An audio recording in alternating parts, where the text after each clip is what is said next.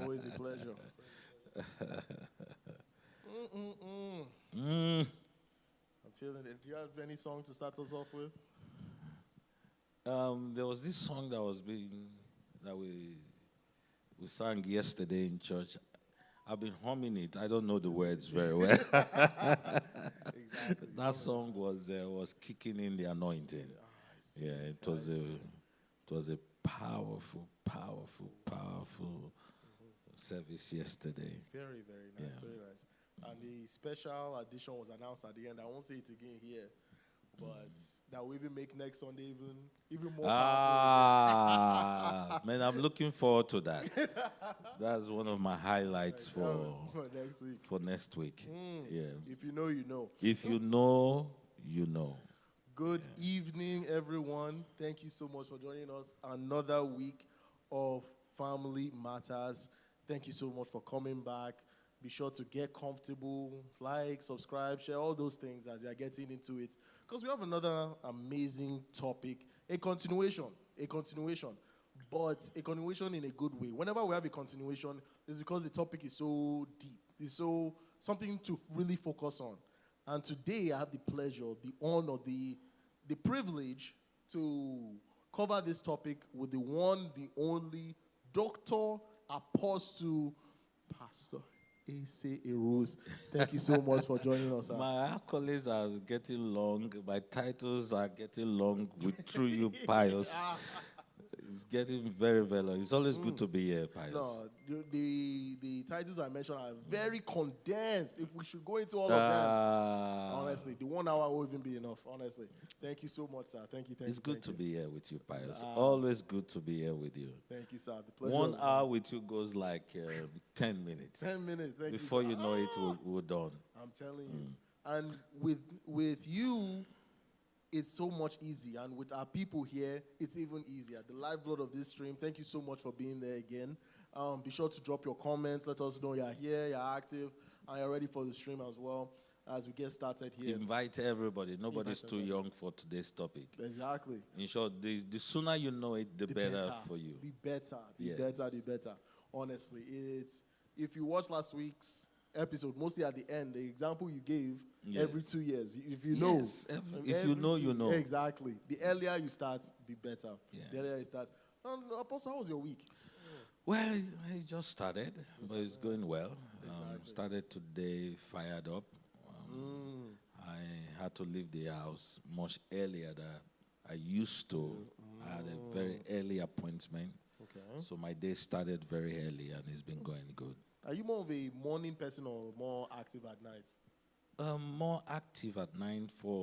It's been a life I have lived for many years, and the reason was most of my transactions in the maybe 15 years ago used to be in Nigeria, and when we are sleeping, that is when business starts over there. Exactly. So because I have a lot going on over there, I stay awake through the night to make sure that I start with them. So when I get to a point, I usually go to bed 4, 5. 4, 5? Yes, back in the days. So I'm trying to readjust. A lot of things I do over there, I'm winding up. Exactly. So I'm trying to readjust myself to go to bed on time, to have an early start to the next year in America. Exactly. Yeah. It's like a cycle. It's a habit. When your body's already used to it. To break it is so... You see, sleep is good. You know, and the scripture says too much sleep, a little folding of the hands. You know, so you want to check sleep. 2, the other problem sleep poses is when you sleep. When the time Not you sleep. Yes, when you sleep. For instance, the Bible says when men slept. So when they were sleeping, they ought not to be sleeping. Exactly. So the enemy took advantage of it. Now, I stay awake because I need to be awake as at that time because that is when my major activity is on. Exactly. So sleeping when my major activity is on, I'm sleeping at the wrong time. At the wrong time. So you need to know when to sleep. Not just that you sleep long. That is one problem. But if you sleep short and you sleep short when you ought to be awake, that is a problem. Again. Yeah. So it's about striking that balance. Yes, striking the balance and knowing it very well. Yeah. And Apostle, speaking on sleep, we all need somewhere to sleep, right? Yeah. And fortunately, that's our topic today. Yes, you sleep better when you are sleeping in your own house. Exactly. You sleep even better when you have houses making money for you. Making money for you, yes. You sleep much more better when you have a house that is making money for you. Exactly. Yeah. So today we're covering part 2 of all things real estate. Part 2 of all things real part estate. 2. And for the people that are just joining us, of course, check out last week's episode after this one if you need a refresher. But really quick, could you give them a quick summary? 1 to 2 Yeah, steps? well, one of the things we started last week, we wanted to lay the foundation. Where we're going with this is to create the mindset of retainers of wealth through real estate. Yes. We started off by saying every wealthy person you see out there, they have real estate in their portfolio. So that is where we want to get to, how to build your portfolio with real estate. So that's the finish line. Exactly. But we need to start we need to know, how do I begin this journey of real estate if I don't have anything, if I don't know anything? Exactly. You know? So we started by saying the first step is know your credit. Are your credit worthy? What's your credit score?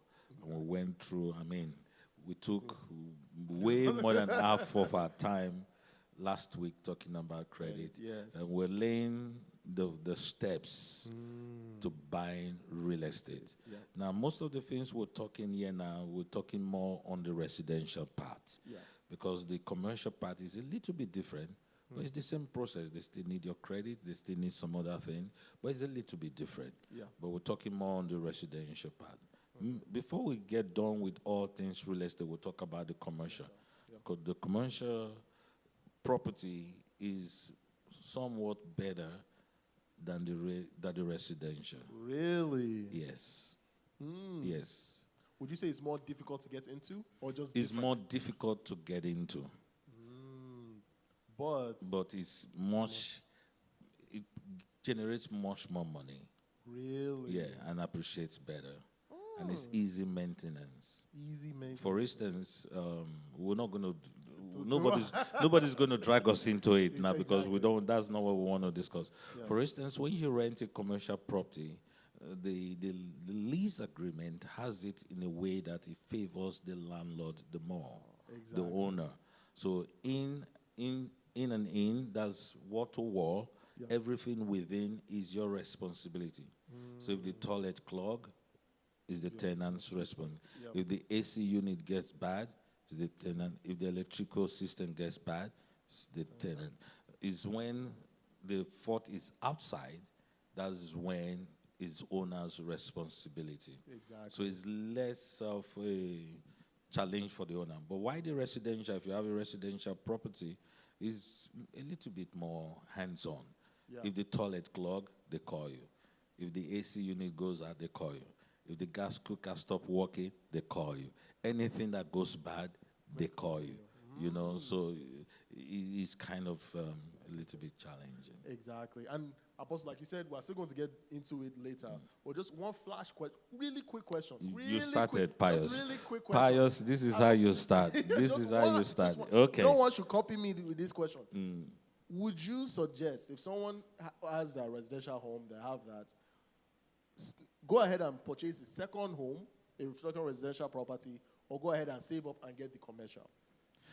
So it's easy to get the residential. Yes, easier. If you can just, that's what we're discussing. When we discuss these things, and it's easy to just get the residential. Yes. You know, to get the commercial may be a little bit challenging. Yes. Commercial, they don't do 3.5% down payment. They don't do 5% down payment. They may do 20% down payment. Minimum. 20%. Yeah. So, and 20% of $1 million property is 200,000.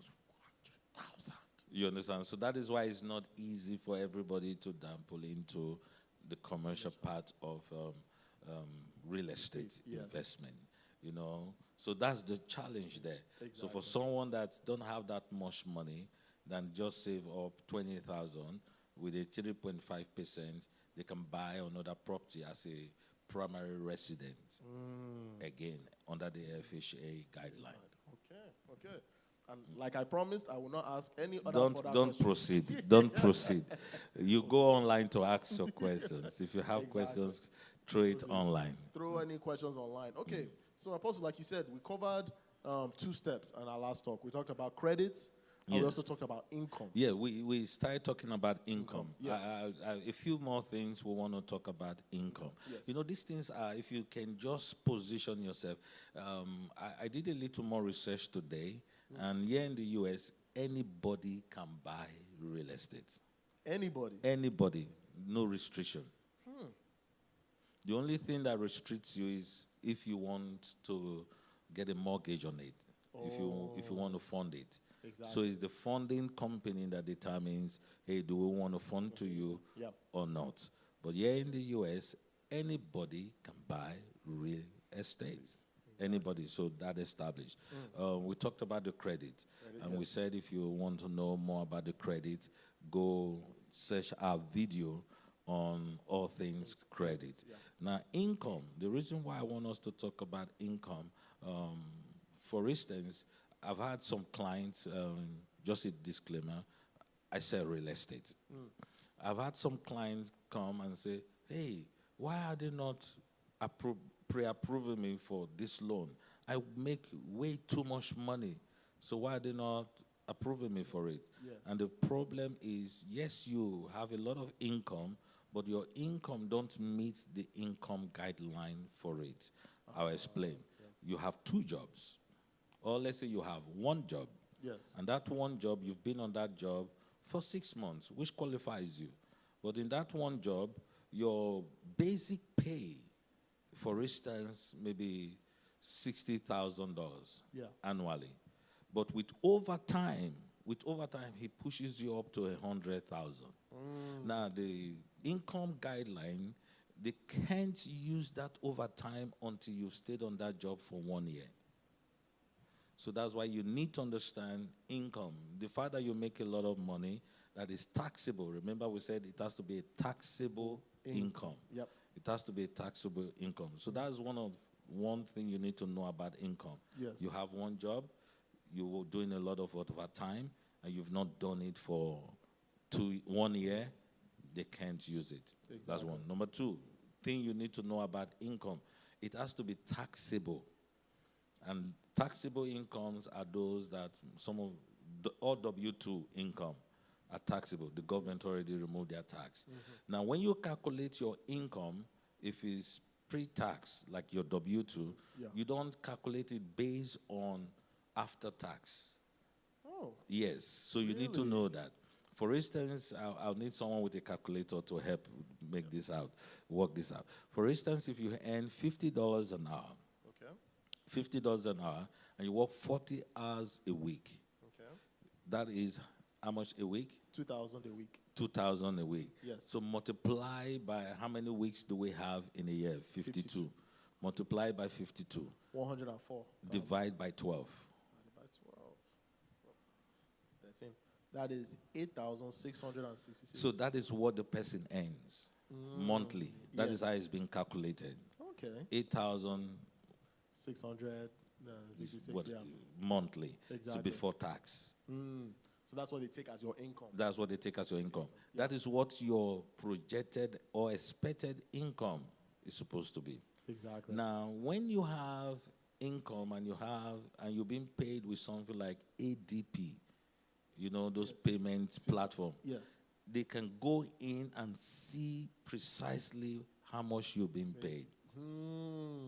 If you're in a company that uses ADP for their payment system, if you give them certain information, they can go in and see how much overtime you worked last year. Exactly. They can see how much you were paid last month. Because when ADP pay you, there's a pool they put it that they can access it. So they can go see it. Wow. But though they are still working with, that, hey, this person earns $50 an hour. Yeah. They'll use that projection. That's why they ask you for 2 months pay stub to see an average, a pattern of payment. So they don't dock you for your taxes. Do they dock you for like things like retirement, insurance, things like that? No, they don't. Okay, It's your gross. Just the gross. As long as that income is taxed. Yes. So now that is what we call taxable, form of taxable income. Another taxable income is when you do a 1099 job, like a gig worker, you're an Uber driver, or you are a contract staff, and they pay you. Now what they're trying to say is that we're paying you, you go pay your taxes. Exactly. So now when they pay you, for instance, they pay you $120,000 annually. Yes.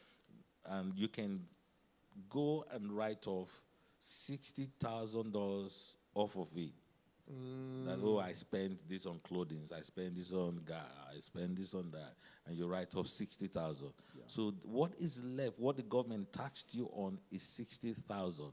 So that is your taxable income. So if you divide 60,000 by 12, that is $5,000.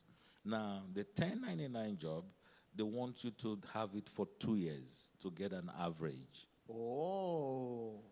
So you can't do that for 6 months. You can do that for 6 months and go buy a house. Wow. You can do that for 1 year and go buy a house with it. You have to do it for 2 years. Now, there's also a caveat to it. Okay. Now, if the previous year you made 120 and this year you made 100, they will not use an average. They'll take the lower one, 100. To be safe, to protect to be that. Safe. Now, but if the previous year you made 100, yes, and the current year you made 120, they'll do an average. Really? So income. Yes. Income. So it's good you know how the income affects your purchasing or buying a house. And does that rule, the 1099 rule, does that also apply to business owners? Business owners, yes. Now, also, they also have some lending company are a little bit weary of when you own the business and you're paying yourself. Yes, not all companies like that. Okay. They want to see, when that is the case, they want the business to produce a profit and loss statement. The business itself. The business to produce a profit and loss statement to show that the business is not making loss while they are paying you. Yes. Because the business could be about to crash. Yes, but they are showing they are paying you. So the business, and if that business fails, that's where you're being paid for. There's a problem. Exactly. Yes. That makes sense. Yes. And Apostle, I think we talked about it a little bit, but you mentioned it just now. Second jobs. Can someone let me turn off this fan, please? Yes, second jobs. Yes. So these rules, just a quick refresher for the people. You have a second job. Can I just combine both incomes? Yes, you can. Yes, you cannot. Take it far from me. Yes, you can. Yes, you cannot. Now, for you to be able to use 2 jobs to qualify as income, you have to be on both jobs consecutively for 2 years. 2 years. So if your first job, you've been there for 2 years, and the second job, you've been there for 1 year, 6 months, you cannot combine both. Wow, okay. But at the same time, though, you can always choose to use the higher one. You can choose the higher one. If the higher one can provide enough income for what you want to purchase. If you need both job, both income to be able to qualify, you have to be on both job for 2 years. Yes, exactly. That's both 2 W-2 jobs. That's for 2 years, exactly. Both 2 W-2 jobs for 2 years. Now, if you have a W-2 and you have a 1099 job income as well, that is taxable, your 1099, you have to have had 2 years as well. Exactly. On it. Yes. So if you have a 1099 that you have 2 years on, and you have a W-2 that you've done for 1 year, you can combine both. You can now combine both. That is so interesting. You know, Apostle, this leads me to one question. And please, let me know, follow me here. You have let's say you, as someone, you have your main job, your W-2, but you also have a business, a side business. Many people have side projects these days. So you have your side business. Let's say your side business didn't produce income this year, right? So it's produced a loss, which can help deduct from your actual taxable income. Would that negatively affect your buying Yes.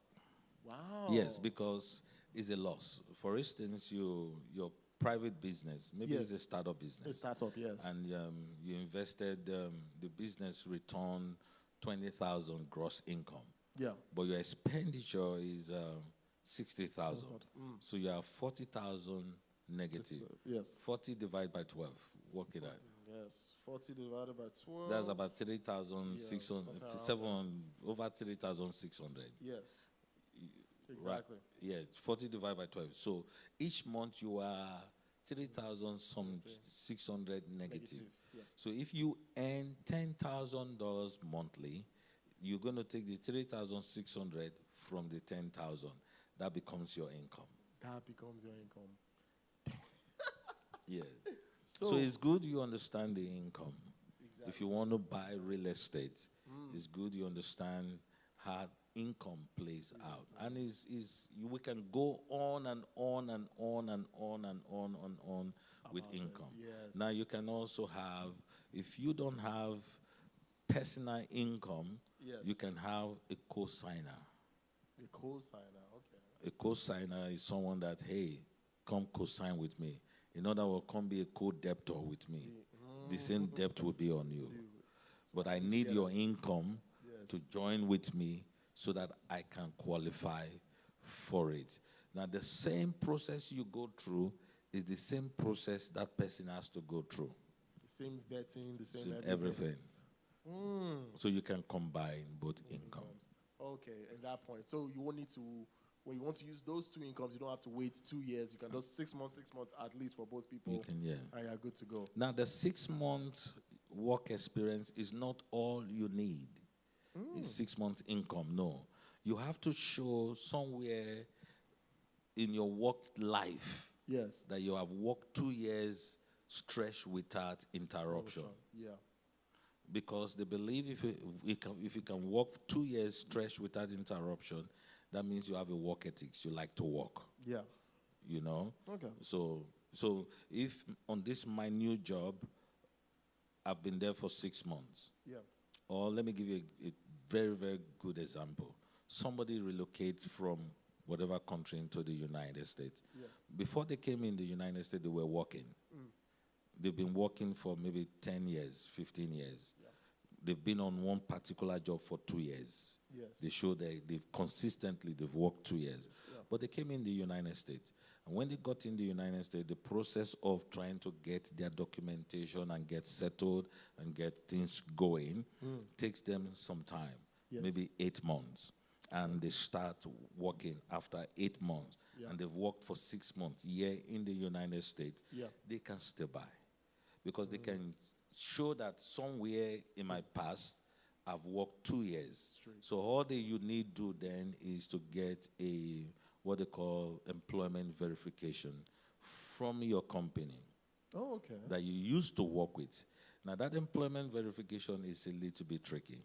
Okay. Given that some countries don't have the sophistication that some countries have here. Yeah. For instance, for that employment verification to be accepted, it has to come from an email that has a domain email. Not a Yahoo, not a Gmail, not one of those mail. Yes. It has to be a domain email because anybody can send that thing. Yes. So they need it from. So these are some of the things they won't tell you, but they're looking out for. Exactly. Say you work in agro appliance, whatever. Yes. In Cotonou, and you work there, you know, and they say let's have employment verification, and you send in the employment verification, and the person that responded say Tunde, executive director at gmail.com. They won't accept it. They won't accept it. They won't accept such employment verification. That makes sense. That makes sense. Apostle, people are talking to us here. Yes, I like when they talk to people are us. talking to us. First things first, greetings. Grandma says hallelujah. Yes, thank you. Jolly Bean says hello. Pastor Bouquet says, good to be here. Pastor EC says, great again. Jolivia Food Services praise God Almighty. Thank you so much for being here. We love you all. Rukawa says, amen. Third co-host, as our fellow Our co-host, third co-host I think our third co-host online is talking to us here. Pastor Sam says, how can one who doesn't have a 1099 or W-2 acquire property in the U.S. as an investment? You know, let me bring Pastor Sam out. Pastor Sam is a real estate guru. Sells real estate in Nigeria for many years. Really? He's trained as a real estate person. Pastor Sam. Yes. Is I mean, the Nigeria market. He knows the Nigeria market very well. Yes. As a real estate person. Yeah. That is what he did for many years. You know. So let me put him out there so that they can fire question to him too. Exactly. That's now amazing. back to Pastor Sam did all of that. Wow. He did all of that. That's He did a lot. He did a lot. Yes. He can manage he managed a lot of big time properties and stuff. People don't know that about him. You know, a few of us know. Now he says, anybody can buy. Anybody can buy real estate in the U.S. Somebody that don't have a 1099 and W-2. Yes. Now, if the person is within the U.S. and they don't have a form of employment within the U.S., they have to show they are making money somewhere. Maybe outside of the U.S. Okay. Outside of the U.S. Now, with that, if you can't pay 100%, that's why I say anybody can buy. If you have 100% to pay for the house, you can buy today. Yeah. If you have 100% money, you don't need any funding, you can buy today. Yes. So anybody can buy. Now, for those that don't have 100%, you can also get a loan. Okay. There are some financing company that will allow you buy in the U.S. They will give you the loan based on your income from outside. What they mainly use, they use your bank statement. Your business bank statement or your income bank statement. Okay. Number one. Number two, they ask you to put a larger down payment as against the 3.5%, 5%, or the 20%.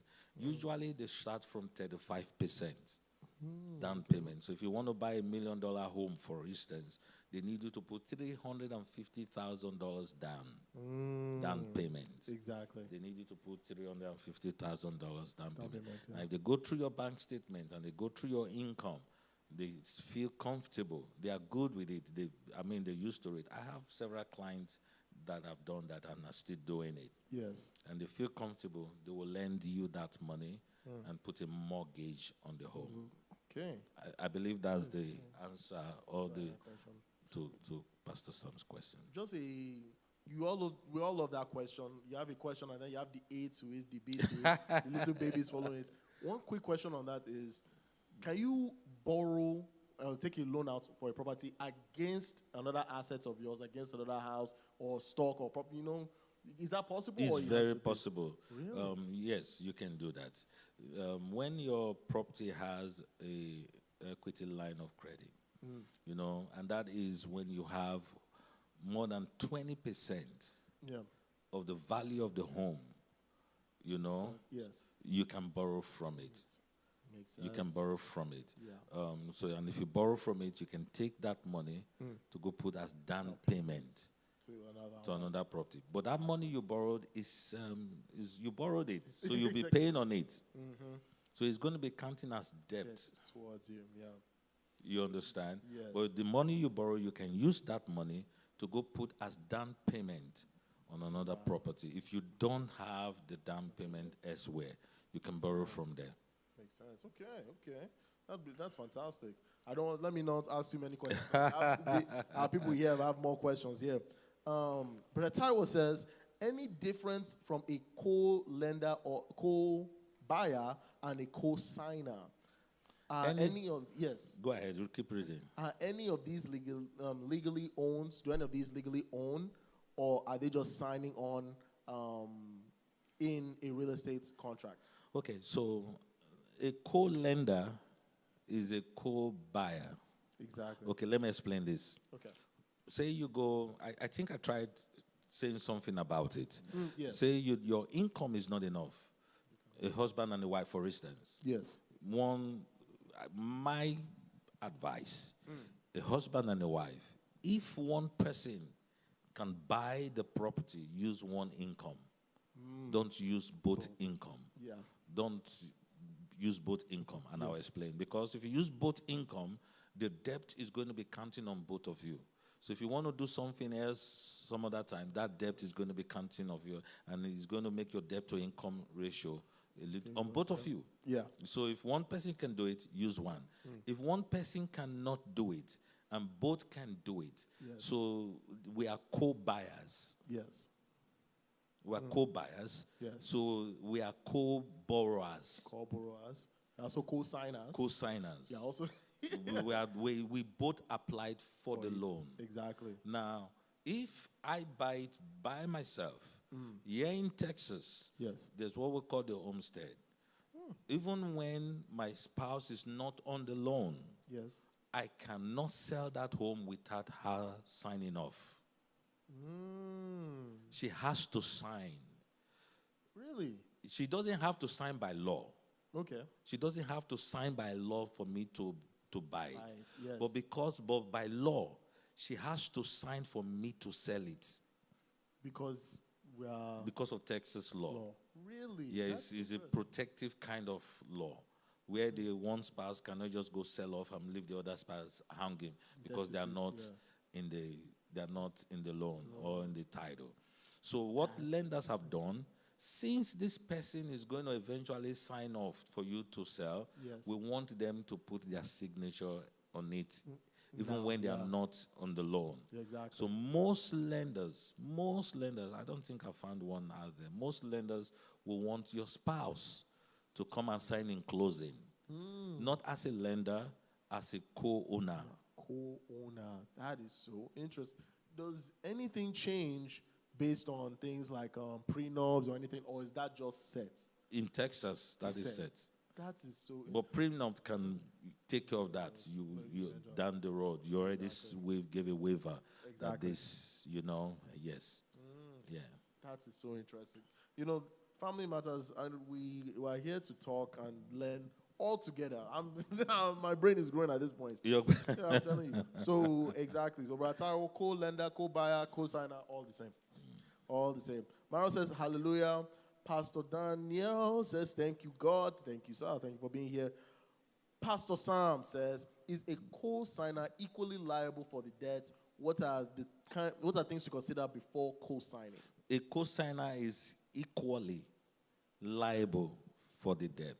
Okay, when we say co-signer, co-signer for the loan or co-signer as a spouse. Yes.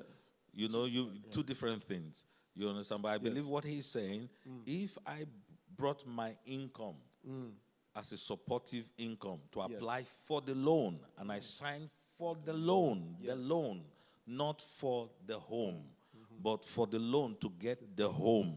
Yes. Okay? For the loan to get the home. Exactly. We are co-liable. It's going to be reported to your, not just for real estate alone. Somebody calls you and say, I want to buy a car. You understand? Yes. Can you come co-sign for me? And they use the person's income to co-sign. That person is also liable. It will be on your credits. It will be on everything. Somebody wants to rent a property and say, hey, Pius, come co-sign for me. You are also liable. You see? So scary. So scary. Yeah. And if the person defaults, you are liable. Just to continue what Pastor Dan said, he said what are some things to consider as someone that they're calling, someone that before you co-sign for someone, what are some things to consider there? Wow, that's a very personal decision, personal thing to consider, because you are taking up the risk as well. Yeah. When some persons do this, they tell you, okay, after a while, I'm going to be in a position where I can refinance and get you off it. Yeah. So you want to be sure that this person is working or is going to be in a position down the road to get you off it. That's understandable. And yeah. Or you can go into a truce with the person. Since I co-sign for you when I want to do my own, you have to come and co-sign for me. Now, that's one. Two, that person have equal rights, not just liable to the debt. Has equal legal right to that property. So in debts together, but also ownership together. Ownership together. Would you, you have spoken on this show multiple times about your experience working with different people from all walks of life. To most people, would you recommend co-signing? Do you feel like it's a safe thing to do, or do you feel like it's something you should be very hesitant to do? It's something you should think wisely before you do. And you think wisely before you do. Very cautious. Yeah. Very understandable. Very understandable. I think we'll answer that question. And the next question. Oh, not the next question. We have some comments. We'll have some comments. Proverbs 6:1-5. Yes. Exactly. He said, if your brother, let's read that scripture. In short, Pastor Sam is advising us, let's leave this topic for another day. The Proverbs 6:1-5. Because it's going to carry us in another direction. Completely. Let me go ahead and pull that up. Yes, pull it up, read it. Exactly. Give me 1 second here. Proverbs 6:1-5. Okay. It reads, my son, if you have put up security for your neighbor, if you have shaken hands in pledge for a stranger, co-sign for a stranger. You have been trapped by what you said. You have been trapped by that thing. Exactly. Enshrined by your words of your mouth. By your signature, you have been enshrined. So do this, my son, to free yourself. I advise you to get out of it. Since you have fallen into your neighbor's hand, go to the point of exhaustion. Exactly. Go to the point of exhaustion and give your neighbor no rest. Allow no sleep to your eyes, no slumber for your eyelids. Free yourself like a gazelle from the hand of the hunter, like a bird from the snare of a fowler. Yeah, so applying it to real estate, exactly. You understand. If the person, that's why commercial is different. Commercial, they don't report it to your personal. Really? No, if you can be a guarantor, it's not reflecting on your personal. That debt will not be seen on you. Yes, that's the discussion for another day. For commercial. Yes, for commercial, it's not reflecting on your personal. It's not going to show on you. Yes. You just a guarantor for it. So commercial is different. Yes. We're talking of residential. Yes. Residential loans. Yeah. So it's going to reflect. It's going to reflect. Exactly. So if you want to buy tomorrow, you will not be in a position where that debt from the other person's home, though you are a co-owner, will be counting on you. Will be counting on you. So you have to make a lot. I think the next step of our discussion is debt. Yes. What qualifies as debt, what they see as debt. And it's huge. Big part to play. Big part to play. Yeesh. I think last week, right before we ended, we talked about some percentages. Those percentages were something right there for different kinds of loans. Our people are very active. Thank you so much, everyone. Continue to drop your comments. Exactly. The Bible does not encourage co-sign. Just don't do it. Yes, Pastor Daniel, as per Proverbs 6:1-5. Pastor Sam says, Proverbs 6:1-5, this topic is for another day. Believe for better understanding for all of us, honestly. But Taiwo says, mortgage loans and construction loans. Any difference? If any, which one is more advisable to venture into, please? Okay, so you want to understand what these two loans are. The mortgage loan is the loan on a already existing property. When I mean existing, it can be a new construction. Yes. That they're selling to you and you're taking a loan on it. Yes. But a construction loan is nothing built. Yeah. Nothing built. So you're saying, give me money, I want to build this house. Yes. You understand? So they give you money to go build the house. So it's a construction loan. The mortgage loan is an existing home that you took a loan on, whether new construction or already existing home, but it's a building. Exactly. It's already built. Yes. You know, so that's the main difference. Now, construction loans are not very common. Really? Construction loans are not very common. They don't give those loans easily. Really? But if you can find a construction loan, it's maybe cheaper for you because you may build a house way cheaper than what you can buy it for. But it's not easy. The reason why it's not easy to get, number one, they don't know who is going to be your contractor. There's a lot of work. They don't know how the building, the integrity of the building. They don't know somebody's giving you, they don't know you don't have a building experience. Exactly. You've not built before. You understand? Yes. So it's a risk giving you money to build the thing right. Exactly. But it's out there. They are construction loans. The construction loans. Yes. That if you can package it together and you find somebody that can trust you enough to give you construction loan, they are construction loans. For me, if I can get a construction loan, I prefer it to a mortgage because I'm going to build what I want, exactly, how I want it, and it's going to be cheaper. It's going to be cheaper. And for construction loans, I'm guessing you already have to have the land already. Yes. So you have to buy the land Yes, first. Because you have to have a piece of land because the loan is going to be tied to a property. Yes. So here's the thing, can you get a loan to cover the price of the land? So that is where construction loan is very tricky.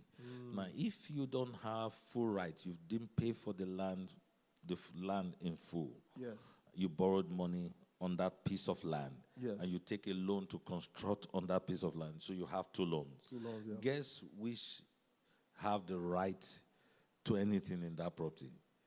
If there's a default. Yes. The person that have the land owns everything. So that's why it's very tricky. It's very tricky. So it has to be done properly for you to get construction loan. It's not something I've done. Yes. It's just something I know. It's just a little bit. Yes. But that is the main difference. Main difference. And then another baby question here. You said you prefer the construction over the mortgage? Yeah, if I get a construction loan, because it's going to be cheaper, and I'll build it, and I know what I built. Exactly. Would you take construction or commercial?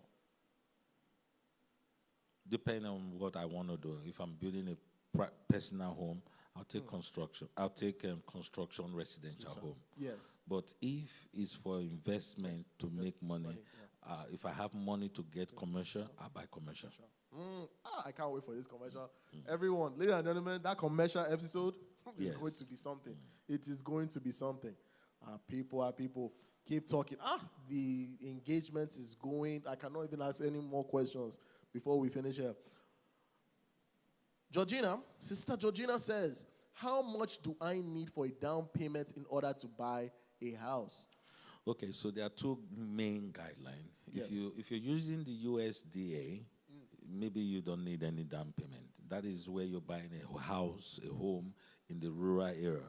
Yes. It's one of the way we mentioned it briefly. Yeah. It's one of the way they're attracting people to come from the dense city out there to develop those areas. So they give you money, but you go into the middle of nowhere to go build. So you can get that. If you are VA, no down payment. Thank you for your service. Thank you for your service. No down payment, VA loan. FHA, which is the Federal Housing Authority guaranteed loan, not that they give loan, guaranteed loan, is 3.5%. So if you want to buy a home for 100,000, just for maths, they need you to bring 3.5% of 100,000, 3,500. That would be your down payment. Exactly. But that is not all that you will pay. Yeah. There's what they call down payment. There's what they call closing costs. So two different payments. Yeah. So some folks just think of the down payment alone, and they don't think of the closing cost. So when the closing cost comes in, it comes in as a choker to them. For conventional, the minimum is 5%. Yeah. 5%. So 5% of 100,000 is 5,000. Now, the difference between the FHA and the conventional is that one has a mortgage insurance. The other one does not have. Yeah. The mortgage insurance is for, they both have. I'm sorry, they both have. Yeah. They both start off having. One, the FHA is for the life of the loan. The conventional, after 20% equity, the mortgage insurance drops off. Okay. Yes, it drops off. I get that 20%. When you get that 20% buffer, that equity, Exactly. the mortgage insurance Yes, drops off. Now, some folks will buy use the FHA, and when they see that their home has hit 20%, they can refinance with a conventional to drop off the mortgage insurance, yes. and also when the interest rate is lower. So they're winning on both sides. Makes sense. But the FHA is designed for folks that don't have a lot of down payment to pay, so that they make it much easier for you to have that. To get in there. Okay. Yeah. So I think that about covers all the different methods to get into real estate. That's very comprehensive. 3.5. For most people, I'm guessing, unless you want to go rural, 3.5 is at least. 3.5 is what you want to save, but I would say save more than that, because there's going to be a closing cost. Now, the closing cost is, there's a whole lot that goes in the closing cost. Yeah. Title, mortgage, title insurance, a whole lot of things goes into closing costs. Now, the closing cost sometimes can also be 3% or 5%. Yes. Another 3 to 5%. Another 3 to 5%. Huh, so sometimes, yes, 3 to 5% of the cost of the home for closing costs. So, in other words, you should save 7% FHA. Exactly. For closing. Down payment and closing. Now, the good thing, down payment, they don't require it upfront. All they need may just be what they call an earnest money, something to show that, hey, I'm serious. If I don't continue, you can take this money under this condition. Yes. You know, that's the earnest money. Sometimes it can be 1,000. I've seen where an earnest money is 20,000. Wow. Sometimes it can be 10,000, depending on the company you're dealing with. Yes. Sometimes 4,000. So this is our earnest money. Then they say, okay, at the closing, we need you to bring what they call cash to close. Now, they don't call it down payment alone, because that cash to close includes your down payment and your closing costs. What are the closing costs? What are the individual things? What makes up that much? It's too much for us to delve into. Too much. That's like mailing. Double. There's mailing there. If they mail document to you, they'll bill you for it. Title, they'll bill you for it. This, they'll bill you for it. They'll bill you for many things. That will cost another 3 to 5%. Yes. That is very, very much something to think of. Saving is the way of the game. Pastor Runke says co-signing is better within a family setting. Is it better within a family setting? Well, depending on how you look at it, it can be even more dangerous. It can be more dangerous. Say, for instance, you could sign. It's something you really want to really look at before you do it. Exactly. You really do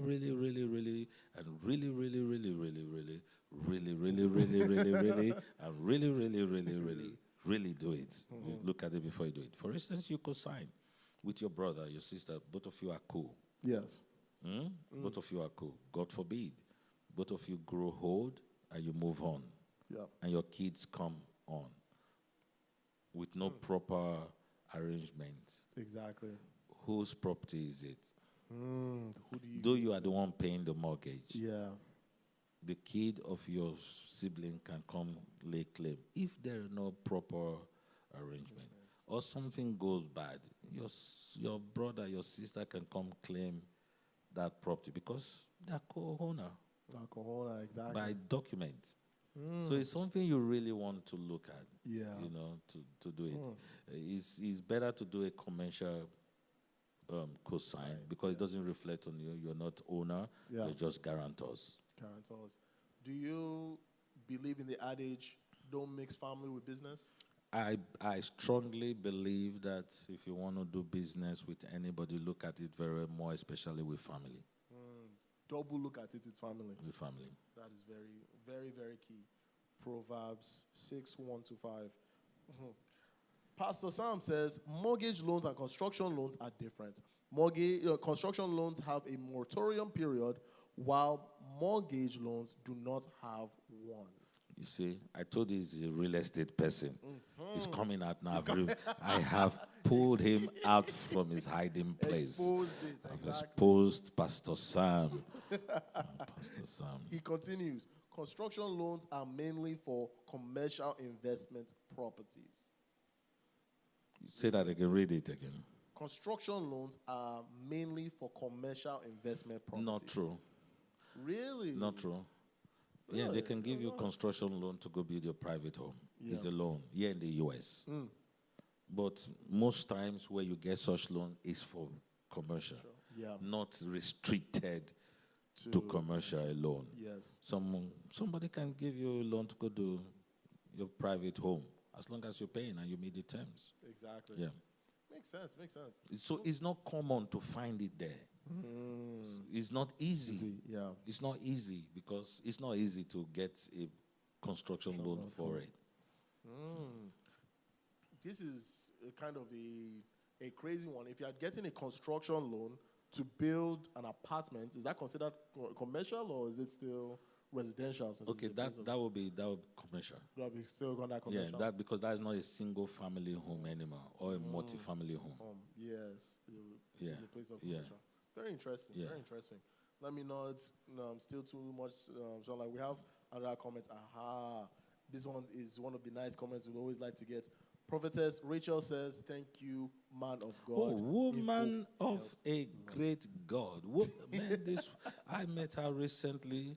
There's this glow about this woman. I mean, you know, when you see glory, he looks like somebody you've seen before. Yes. When you see somebody that the glory of God is all over, you just begin to wonder, where have I seen this person before? You've not seen the person, you just recognize the glory. We met in a conference and there's this glow, wonderful smile, wonderful personality, herself and her husband. And I believe, only time will determine what God will do through both of this relationship. That's amazing. It's good to have you, woman of God, here. Thank you so much. So good to have you. Exactly. Apostle, is that time of the night again? We have just a little bit over 5 minutes You left. are kidding me. Yes. Pious, you kidding left. me? This time it wasn't me. It was our people were talking to us. We have to respond. Yeah, we have to respond. We have to talk to them. We have to respond. Exactly. Wow, it goes real quick. Yeah, exactly. Real estate, like you said, this is a deep topic. It's a deep, and everybody needs to understand it. Yes. You know, I have a client. Very proud of him. Yes. 21. First real estate down. Man. 21. First real estate down. Exactly. And one of my most easiest clients. Really? Because everything in place. Already had it ready. Everything. Credit in place. Job in place. Exactly. I mean, everything in place. Was one of the clients that I didn't do much work. Exactly. No need to run around. All I did was to find house. And it wasn't difficult finding because most of the work, they've done the work. Now, I'm using that client because they know these things, and not just knowing, they acted. Honest, yeah. At 21, was able to provide 2 years work experience. Already. 2 years work experience. That means started working before the age of 19. I was able to show that for 2 years. Saved enough money for down payment and closing costs. Exactly. Saved enough money for down payment and closing costs. You know, these things. Now, if that individual decide that in the next 2 years want to buy another real estate, you know, yes, and with what we want to get folks to do, what we want to sell to folks, in the next 20 years, they can have 10 properties. And that makes them a millionaire. Already set. In just real estate alone. It's just amazing. 10 years, 20 years, or 5 years, they're millions. these things are not, it's not too crazy. It's too not. crazy. It's just knowing it. Exactly. Just knowing it and just do it. And just following through. You see, my people suffer for the lack of knowledge. And platform like this, we do these things, just to create awareness. Just to create the knowledge, exactly. For our folks, to say, hey, you can do it. It's possible. You can do it. It's very, very possible. You can do it. And I bought my first house in the U.S. when I was earning $9 an hour. No, no. But that was a long time ago. How many years ago? That's about 20 years ago. 20 years. And I bought it on my income alone with $9 an hour. $9. Wow. That was the income that qualified me to buy the home. $9 an hour. It's hard to, in this economy, it's hard to even conceptualize. No, that will not work. You can't even get a down payment with that. That is amazing. And Apostle, how many good jobs do you want our people to send in? Okay, I think we've sweated a little bit tonight. We need some good job to cool us off. Let's do 15. Let's 15. Do 15 only. Only 15. Only 15. Okay. Exactly. Pastor AC has given us the first good job. So number one, going. I know we can, it's not just the 15, it's how fast we get 15. So that we have to time it so that, remember I was telling you of sleep. It's not just you sleep, it's when you sleep. If you're sleeping when you have activity, you have problem. Even when the sleep is 2 hours. Exactly. You are sleeping when you have activity. So when men slept, the enemy came. Exactly. That is when you ought not to sleep. But you were sleeping. Exactly. So it's time, So this good job, let's see the speed at which the good job will come. That is when we know that Pius, we didn't beg them to give us good job. They gave us good job because we did a good job. There are two different kind of good job. There's a good job of I beg now, give us good job. But there's a good job of, man, this is very informative. Take it. Take it. Thank you. So let's see, how many do we have? 15. 15 coming. 1, 2, Pastor AC 1, Rukewe 2, Sister Becky 3, Sister Georgina 4, Agnes Erus, my mom 5, Pastor Runke 6, Maro 7, Pastor Sam is landing us question. Pastor Sam is landing us question instead of giving us a good job. Pastor Sam, be merciful. Be merciful, Pastor Sam. Oh my God. Does someone with a driving ticket acquire property in the U.S.? We'll defer your question to next week, Pastor Sam. It's good job time. It's good job. Good job. Good job. You are blasting us with more questions. We say we want to cool down. You are giving us more questions. Oh, Sister Queen says, good job. Pastor Liti give us. Finally, Pastor Sam give us a great job. Great job. Jelly Bean gave us good job. Prophetess Richard said, oh, woman of God, very good job. Pastor Isi gave us good job from Sister Chishi. And Sister Lola gave us great job. Pastor Sam, great job 20 times 20. Pastor Sam, your great job should. In short, Pastor Sam should come. I'm telling you, yes. We have to bring him. All things real estate. He's a real estate man. I think He's a real estate man. Before this whole topic is done, we need to bring him to come and talk about real estate. Because there are folks that may want to invest in the real estate market in Nigeria. Yes. He did it for many years. And he was good at it. Yes, I have a lot of questions for him. A lot of questions. We should bring him here. We should bring Pastor Sam. We should bring Pastor Sam. I think we have more than 15 good. And we didn't beg for this one. This one came.